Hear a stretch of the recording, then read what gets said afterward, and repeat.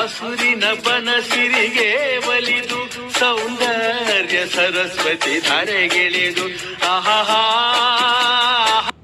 Mahalakshmi layout ವಿಧಾನಸಭಾ ಕ್ಷೇತ್ರ ರಾಜ ಮಯೂರವಾಡ್ ಕಾಂಗ್ರೆಸ್ ಸಮಿತಿ ವತಿಯಿಂದ ವಿಶ್ವ ಪರಿಸರ ದಿನಾಚರಣೆಯ ಅಂಗವಾಗಿ ಶಾಲಾ ಮಕ್ಕಳಿಂದ ಪಥಸಂಚಲನ ಹಾಗೂ ಪರಿಸರದ ಬಗ್ಗೆ ಜಾಗೃತಿ ಮೂಡಿಸುವ ಮೂಲಕ ಹಸಿರುಮಯ ಭವಿಷ್ಯಕ್ಕಾಗಿ ಗಿಡ ನೆಡುವ ಕಾರ್ಯಕ್ರಮಕ್ಕೆ ಆಡಳಿತ ಪಕ್ಷದ ಮಾಜಿ ನಾಯಕರಾದ ಶ್ರೀ ಎಂ ಶಿವರಾಜುರವರು ಹಾಗೂ ನಟ ನಿರ್ದೇಶಕರಾದ ಶ್ರೀ ಎಸ್ ನಾರಾಯಣರವರು ಹಾಗೂ ಪ್ರೊಫೆಸರ್ ಶ್ರೀ ರಾಧಾಕೃಷ್ಣ ಹಾಗೂ ಪರಿಸರ ಸೇವಾ ಫೌಂಡೇಶನ್ ಅಧ್ಯಕ್ಷರಾದ ಶ್ರೀ ಪರಿಸರ ರಾಮಕೃಷ್ಣರವರ ನೇತೃತ್ವದಲ್ಲಿ ರಾಜ ಮಯೂರವರ್ಮ ವಾರ್ಡಿನ ಪ್ರಮುಖ ಮುಖ್ಯ ರಸ್ತೆಗಳಲ್ಲಿ ಗಿಡ ನೆಡಲಾಯಿತು.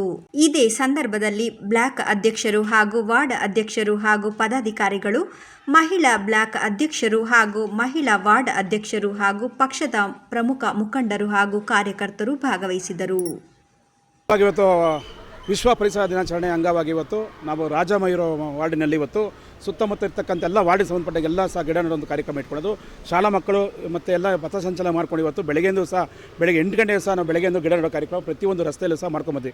ಈ ಒಂದು ಕಾರ್ಯಕ್ರಮಕ್ಕೆ ನಮ್ಮ ಮಾಜಿ ಆಡಳಿತ ಪಕ್ಷ ಎಂ ಶಿವರಾಜರು ಆಗಮಿಸಿದರು ಹಾಗೂ ಚಲನಚಿತ್ರ ನಟರಾದಂಥ ನಿರ್ದೇಶಕರು ಎಸ್ ನಾರಾಯಣ ಸಹ ಆಗಮಿಸಿದರು. ಹಾಗೆ ಪ್ರೊಫೆಸರ್ ರಾಧಾಕೃಷ್ಣ ಅವರು, ಹಾಗೆ ನಮ್ಮ ಇರ್ತಕ್ಕಂಥ ವಾರ್ಡ್ ಅಧ್ಯಕ್ಷರುಗಳು ಮತ್ತು ಎಲ್ಲ ಸ್ನೇಹಿತರು, ನಮ್ಮ ಎಲ್ಲ ಸ್ನೇಹಿತರು ಮಹಿಳಾ ಅಧ್ಯಕ್ಷರು ಎಲ್ಲ ಸಹ ಬಂದು ಒಂದು ಪರಿಸರ ಕಾಪಾಡಿದ್ದಾರೆ.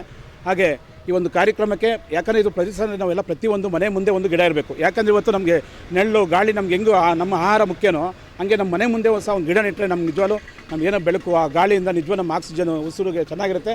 ಆಮೇಲೆ ಇವತ್ತೆಲ್ಲ ಬೇಜಾನ್ ಕಾಂಕ್ರೀಟ್ ರಸ್ತೆ ಆಗಿದೆ. ನಿಜವಾಗ್ಲೂ ಮುಂದೆ ಬರೋದ್ರಿಂದಲೇ ಯಾರೇ ಒಬ್ಬ ಮಹಾನಗರ ಪಾಲಿಕೆ ಸದಸ್ಯರಾಗ್ಬೋದು, ಜಿ ಬಿ ಸದಸ್ಯರಾಗ್ಬೋದು, ಶಾಸಕರಾಗ್ಬೋದು, ಯಾರೇ ಆಗ್ಬೋದು, ದಯವಿಟ್ಟು ಅಲ್ಲಲ್ಲೇ ಇಂಗು ಗುಂಡಿ ಮಾಡೋಂಥ ಮೋರಿ ಒಳಗಡೆ ಮಾಡಿದ್ರೆ ನಿಜವಾಗ್ಲೂ ಒಳ್ಳೆಯದೇ. ಯಾಕಂದರೆ ನಮಗೆ ಗಿಡಕ್ಕೆ ನೀರೇ ಇಲ್ಲ. ನಾವು ಗಿಡ ಹಾಕ್ಬಿಡ್ತೀವಿ, ಅದಕ್ಕೆ ನೀರೇ ಇಲ್ಲ. ಆಮೇಲೆ ಎಷ್ಟೋ ಕಡೆ ಬೋರ್ಗಳೆಲ್ಲ ಹೊಟ್ಟೋಗಿದೆ. ಯಾಕೆ ಹೊಟ್ಟೋಗಿದೆ? ಇಲ್ಲ ಟಾರ್ ರೋಡ್ ಬಿಟ್ಟು ಕಾಂಕ್ರೀಟ್ ರೋಡ್ ಮಾಡ್ತಾರೆ.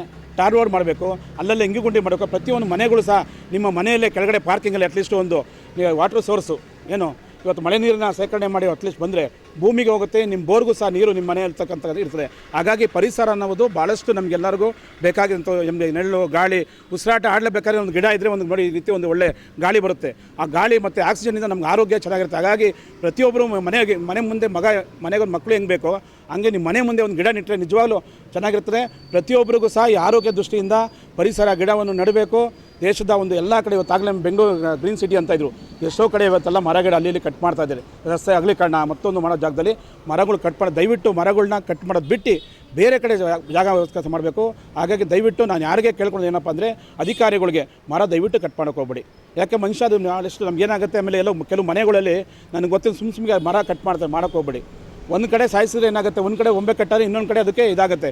ತಾಯಿ ಬೇರು ಹೆಂಗೆ ಭೂಮಿಗೆ ಬೇಕೋ ಅದು ಕರೆಕ್ಟಾಗಿ ಬೇರು ಕರೆಕ್ಟಾಗಿದ್ದರೆ ಗಿಡ ಮರ ಚೆನ್ನಾಗಿರ್ತದೆ. ನಾವು ಒಂದು ಕಡೆ ಕಟ್ ಮಾಡಿದ್ರೆ ಒಂದು ಕಡೆ ಬ್ಯಾಲೆನ್ಸಿಂಗ್ ಮಾಡಿ, ಅದಕ್ಕೆ ಮರ ಎಷ್ಟೋ ಕಡೆ ಯಾಕೆ ಬೀಳ್ತಾ ಇದೆ, ಅದಕ್ಕೆ ಒಂದು ಕಡೆ ಬ್ಯಾಲೆನ್ಸ್ ಸುತ್ತ ಏನಿರುತ್ತೋ ಅದಕ್ಕೆ ಬ್ಯಾಲೆನ್ಸ್ ಇರಬೇಕು.